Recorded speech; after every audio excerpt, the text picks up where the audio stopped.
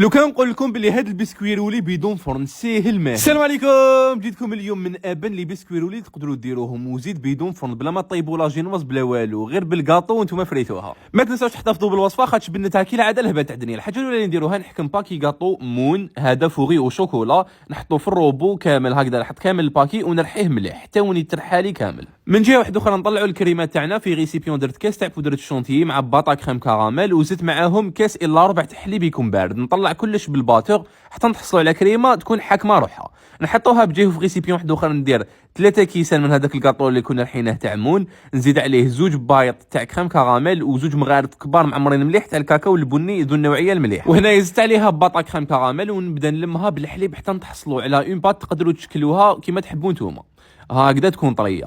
نفتحها بين 2 بابي كويسون ولا 2 بابي فيلم حتى نتحصلوا على مستطيل بهذه الطريقه. ونحكم هذيك الكريمه اللي كنا طلعناها من قبل، ندير طبقه تكون بزاف رقيقه فوق هذاك البسكوي اللي كنا رحيناه وشكلناه اون بات.